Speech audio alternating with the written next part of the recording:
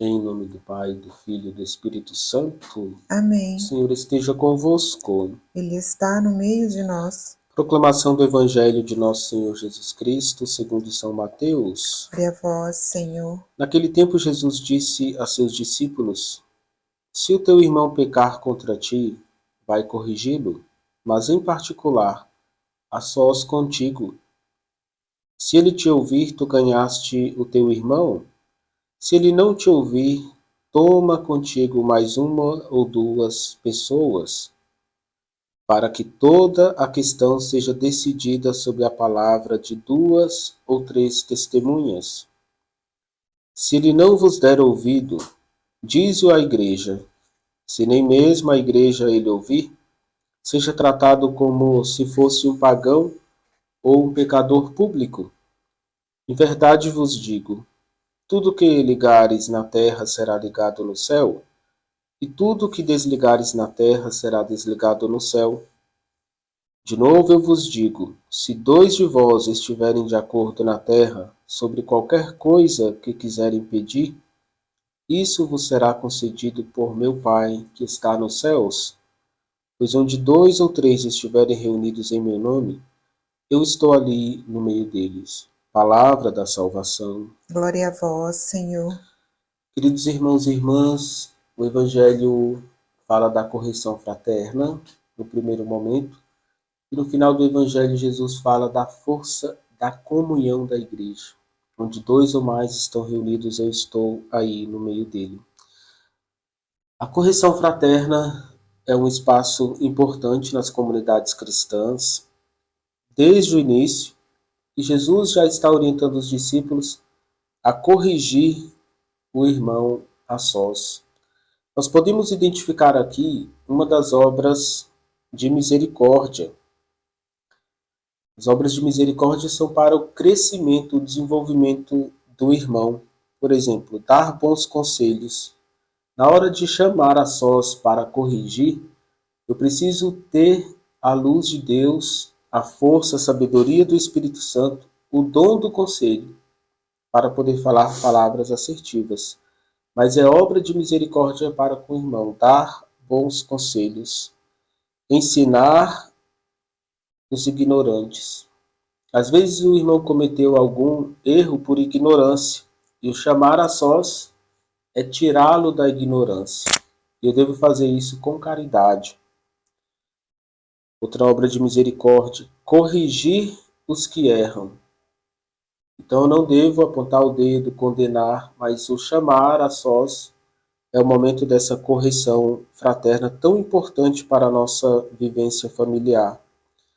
Pois consolar os tristes, perdoar as injúrias. Então, às vezes o irmão fez algo, é uma injúria, você foi vítima disso, mas não deve se fazer de vítima no sentido negativo dessa palavra. É o momento de você chamar e dizer, olha, não está certo, mas eu quero aqui oferecer o meu perdão. Pois sofrer com paciência as fraquezas do próximo e rezar pelos vivos e mortos. Então, todas essas obras de misericórdia estão ligadas à correção fraterna. E a gente precisa aprender a corrigir o irmão na caridade. São Jerônimo, ele já afirmava, o irmão deve ser corrigido separadamente. Eu não devo expor o pecado do outro. Não devo tornar público o pecado do outro. E muitas vezes eu vou fazendo a cabeça de outras pessoas e vou fazendo com que essa pessoa que errou seja rejeitado, afastado.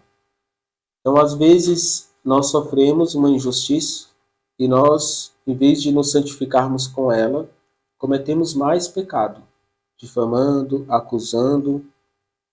Então, Jesus orienta a corrigir separadamente. Infelizmente, às vezes a prática acontece o contrário. Começam as murmurações, as acusações, e aquilo que eu poderia fazer para ganhar o irmão, eu vou afastando. Então, não devemos complicar mais a nossa vida, a convivência fraterna. Queridos irmãos e irmãs, no final do Evangelho, Jesus fala da importância da oração. A oração tem sempre um caminho individual, mas nós precisamos aprender a rezar comunitariamente. As equipes de Nossa Senhora têm a oração conjugal, onde o casal é chamado a rezar juntos. E Jesus diz, onde 2 ou mais estão reunidos em meu nome, eu estou no meio deles. E o que pedires ao Pai em meu nome, Ele vos concederá. E será dado. Nós precisamos redescobrir a força da oração comunitária.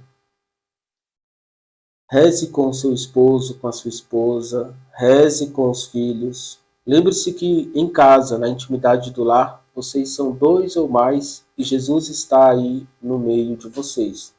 É essa a igreja doméstica. E precisamos aprender também a redescobrir a força da oração comunitária. Os nossos grupos, movimentos pastorais na nossa igreja. Devemos ir na igreja para edificar a comunhão da igreja. A comunidade vive em comum unidade. Eu não devo estar separado, dividindo, rompendo. Nós devemos ser uma igreja unida. Quanto mais unida, mais visível e bela será a nossa comunidade, a nossa paróquia. Possamos dar a vida pela unidade na igreja. Unidade não é uma questão secundária, é primária. A igreja é una, unida com Cristo, que é a cabeça da igreja. Essa é a nossa força e a nossa esperança. O Senhor esteja convosco. Ele está no meio de nós. Que a bênção de Deus desça sobre vós e permaneça para sempre. Ele que é Pai, Filho e Espírito Santo. Amém.